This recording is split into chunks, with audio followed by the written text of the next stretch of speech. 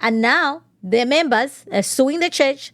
Now they're demanding, they want their money back because Robert Morris promised your money back guaranteed if you give your tithes and offering, okay? So they never got their money back.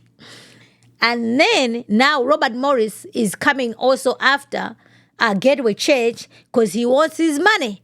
Because remember, when they dismissed him, they said they're not going to pay him. Robert Morris wants his money.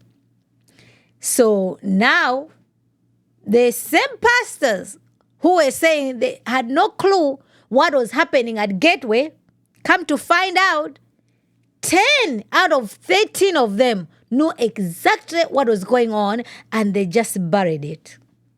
So let's take a look at what they're saying happening at Gateway organization. Okay, here we go. This weekend blasted their own response to allegations of sexual abuse by their founder, Robert Morris. They called it a massive failure. Those comments came during an update in an ongoing investigation into what church leadership knew and when they knew it. Andrea Lucia taking a closer look today at where things stand now. There was a massive governance failure and accountability failure here at our church. During Saturday's service, Elder Trey Wilbanks criticized the culture that allowed allegations of sexual abuse by church founder Robert Morris to remain hidden for decades. That at some point in the past, the culture here at Gateway became one where power was centralized and the leader at the top was surrounded by people who wanted to protect him, some of them at all cost. The church last year was being run by 13 elders, including Morris and his son James, who was set to take over as lead pastor next year. Today, only 3 remain, those who Wilbanks said knew nothing of the allegations before this year. Wilbanks also revealed this weekend that the church is cooperating with an ongoing criminal investigation. Cindy Clemishire, the woman whose account of abuse led to Morris's resignation, told me she is also aware of one. Neither, though, has offered any details, and no law enforcement agency yet has confirmed to us that it is involved. Wilbanks revealed Morris has made financial demands of the church, which he says it has rejected.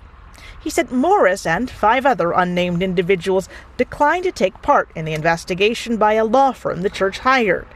And he said it was Morris who directed church employees in June to release a controversial statement minimizing Clemishire's claims, an act Wilbanks described as one final attempt to hide the truth. That now the church is at the center of a criminal investigation. Like this brings reproach to the name of Christ. This is a bad witness. And Wilbank, I don't know how long he's been at the church. And according to what he's saying, like just to protect one person, to protect power. At what point did he see this? Is he just learning these things after the fact? Did he notice something while he was there? Did he speak up? What I mean? Like, it's very, very confusing. So Wilbanks did give a speech himself. So we'll go to it shortly here. But, it looks like so many members have left Gateway, and rightfully so. And stuff is just going, everything is just falling apart. So at this point, I'm like, you know what? It's a big church. 100,000 members at that church, one of the largest churches, I think like in South America, in North America, if I'm not wrong. And the building, beautiful, very expensive. But all these allegations, no, it's not good. One after the other. And another pastor, and all their disqualification, something to do with the sexual sin. Like, what are we doing here? If we are a church, this is not good. And this is also, again, in Dallas. So, like I said, what's going on in Texas? So let's hear what, this is an elder at Gateway Church, okay? Here. As you all know, back in June of this year, Gateway Church engaged the law firm about making disciples of the nations, which is much more difficult to measure. This house needs to be a place where everyone feels welcome, and that they can experience the love of Jesus. Church needs to be more than just attending a weekly service. It needs to be about doing life together as a family, in groups. I know that you've experienced and seen this difference over the last 4 months. I have. When you come to our worship nights or the community nights, there's a real sense of family in this place. My wife and I have a saying around our house that we say progress over perfection. And I believe in that same idea as it relates to this transformation that the Lord is taking us through. Just as he guided the Israelites, so will he guide us in this season. One step at a time, progress. And just as he guided them as a nation, so will he guide us as a church family.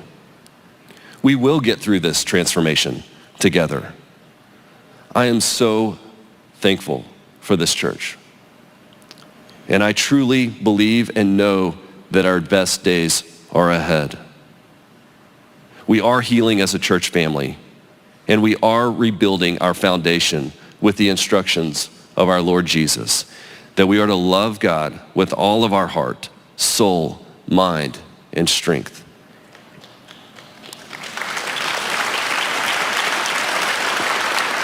And we must love our neighbors as ourselves.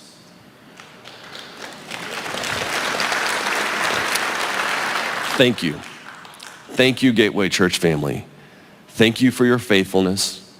Thank you for your belief in Gateway's future.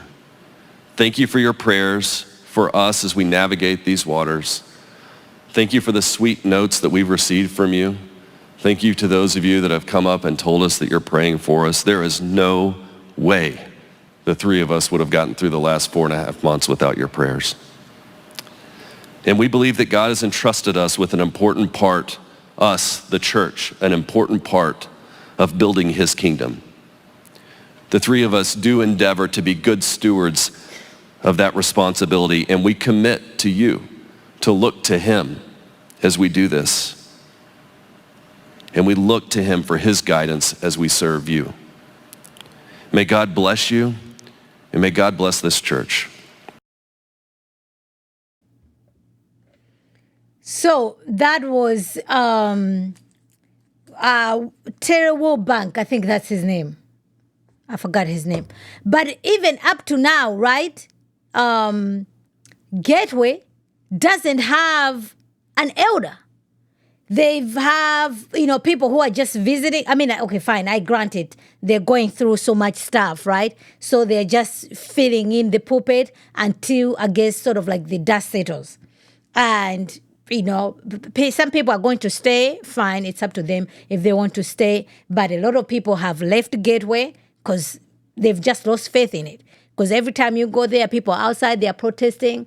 The news, you are in the news, this story is coming out, criminal investigation, the stuff is just all over the place. And that's not what we want a church to be.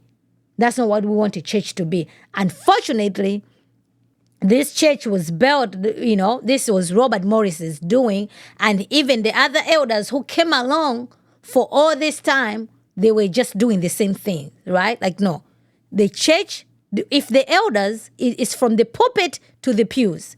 If the pulpit is compromised, trust and believe, it's also going to spread over to the pews. So that's what's happening right now at Gateway. So hopefully they will get all their act together, because it looks like, people are suing them. And if Robert Morris doesn't get his money, I'm sure he'll also be what? He'll also be suing, because they refuse to give him back the money. And he can actually sue them, because okay, they have to have a reason, a legal reason as to why they're not paying him. So if Robert Morris was not charged with any crime in a court of law, then legally he's entitled to his payment, unless if it is written somewhere in the contract or in their bylaws that if a pastor does XYZ, he's going to forfeit his severance pay. Because if they don't have it, that as much as they might not like it, legally they might be required to pay him his due. You know, they might be required to pay him his due, because if he worked, you have to pay him. You might have fired him. That doesn't mean that he shouldn't get paid. If they have it in as a contract agreement somewhere, they'll be fine. But if they don't, I don't think they'll be successful in that. Or their hope will just be like, I don't think he might have the guts to go to court of law to demand this. Who knows? Who knows what he might do?